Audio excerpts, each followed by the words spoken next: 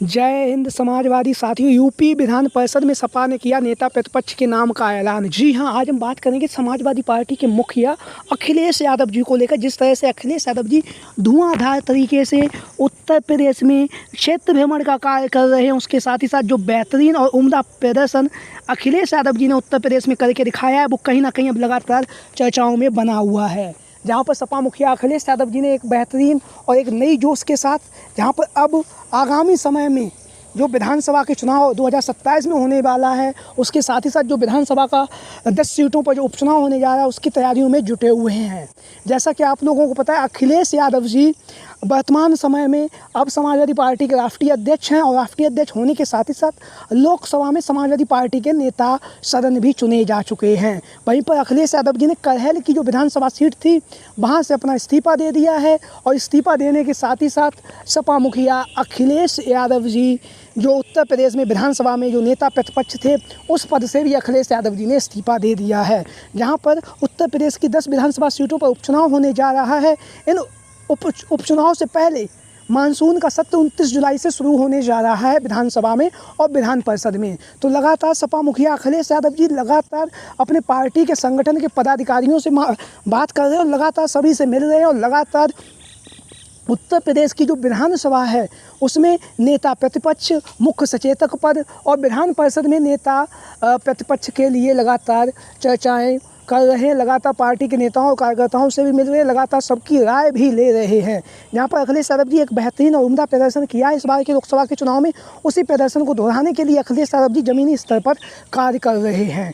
वहीं पर पार्टी की बैठक में अखिलेश यादव जी ने कहा था कि हम इस बार के जो भी लोकसभा के चुनाव होंगे, विधानसभा का चुनाव होगा, विधानसभा उपचुनाव होगा, या उसके साथ ही साथ मुख्य सचेतक का पद होगा, या नेता प्रतिपक्ष का पद होगा, या विधान परिषद में नेता प्रतिपक्ष का पद होगा, जो हमने पीडीए का नारा दिया है, उसी नारे के तहत हम आगामी समय में चुनावी मैदान में भी जाएंगे और जो भी जिम्मेदारी हैं उनको लेकर भी पीडीए के नारे के ही साथ उन जिम्मेदारियों को पूरा करेंगे और प्रत्याशियों को भी उतारेंगे मैदान में।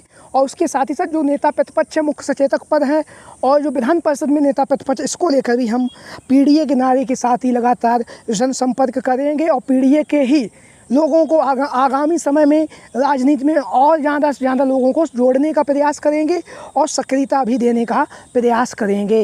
तो लगातार उत्तर प्रदेश में अखिलेश यादव जी की तूती बोल रही है। उसके साथ ही साथ दूसरी तरफ भारतीय जनता पार्टी कहीं ना कहीं अब अपनी जो उत्तर प्रदेश में 80 लोकसभा सीटों में जो हार हुई है, करारी हार, महज भारतीय जनता पार्टी 33 लोकसभा सीटें ही जीत सकी है। जहां पर भारतीय जनता पार्टी के नेता लगातार चर्चाओं में बने हुए हैं, लगातार अनाप शनाप बयानबाजी भी दे रहे हैं। वहीं पर सपा मुखिया अखिलेश यादव जी बेहतरीन उम्दा प्रदर्शन करते हुए लगातार भारतीय जनता पार्टी को कटघरे में खड़ा कर रहे हैं और लगातार अखिलेश यादव जी आगामी समय में जो विधान सभा का जो 10 सीटों पर जो उपचुनाव होने जा रहा है, उस उपचुनाव के लिए भी अखिलेश यादव कमर कस रहे हैं।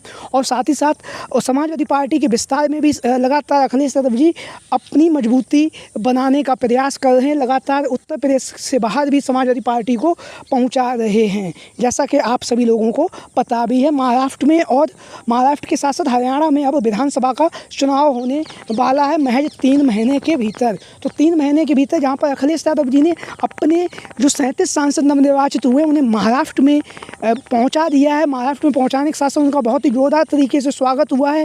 वहीं पर सपा मुखिया अखिलेश यादव जी ने एक बेहतरीन समय लाने के लिए, बेहतरीन समय और विकास के कार्यों को करने के लिए समाजवादी पार्टी की सरकार का होना बहुत ही ज़रूरी है, इंडिया गठबंधन का होना बहुत ही ज़रूरी है, उसकी कवायद कर रहे हैं। और लगातार महाराष्ट्र और हरियाणा में जो विधानसभा का चुनाव है, उस पर भी सपा मुखिया अखिलेश यादव जी अपनी निगाहें बनाए हुए हैं। खबरें आ रही हैं कि अखिलेश यादव जी महाराष्ट्र में लगभग 10 से 15 सीटों पर अपने प्रत्याशी उतारेंगे, क्योंकि अभी समाजवादी पार्टी के पास 2 विधायक वर्तमान समय में भी हैं। वहीं पर दूसरी बात जो खबर आई, हरियाणा में भी समाजवादी पार्टी के मुखिया अखिलेश यादव जी इंडिया गठबंधन के तहत 5 से 10 सीटों पर अपने प्रत्याशियों का ऐलान करेंगे। वहीं पर उत्तर प्रदेश में भारतीय जनता पार्टी को घेरने के लिए अखिलेश यादव जी ने नेता प्रतिपक्ष विधान परिषद में जो नाम है वो भी लगातार चर्चाओं में बना हुआ है। जैसा कि आप लोगों को पता है, आपसे कुछ समय पहले समाजवादी पार्टी के पास जो संख्या बल होता है नेता प्रतिपक्ष बनाने का, वो संख्या बल नहीं था। लेकिन अब अखिलेश यादव जी ने उस पर ध्यान दिया है और ध्यान देने के साथ साथ समाजवादी पार्टी ने विधान परिषद में MLC की जो संख्या होती है उस संख्या को प्राप्त कर लिया और अब अखिलेश यादव जी उत्तर प्रदेश की विधान परिषद में नेता प्रतिपक्ष चुनने के योग्य हो चुके हैं।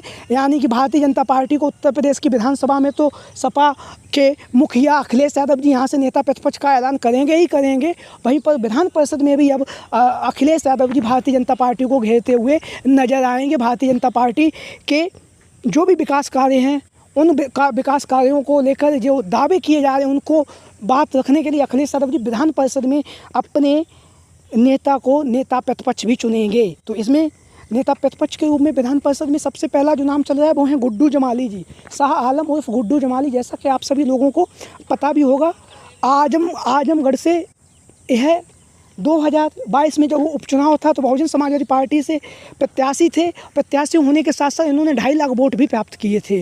2.5 लाख वोट प्राप्त करने के साथ ही कहीं ना कहीं इन्होंने धर्मेंद्र यादव जो अखिलेश यादव जी के लोकसभा सीट को छोड़ देने के बाद यहाँ से चुनावी मैदान में उतरे, वह चुनावी मैदान में हार गए। उसके बाद अखिलेश यादव जी ने मंथन किया। मंथन करने के बाद साथ साथ गुड्डू जमाली जी को लोकसभा चुनाव से पहले समाजवादी पार्टी में शामिल किया और उसके साथ ही साथ धर्मेंद्र यादव ने रिकॉर्ड मतों से आजमगढ़ की लोकसभा सीट से जीत हासिल की है। वहीं पर अब MLC भी जो है बना दिया गया है गुड्डू जमाली जी को।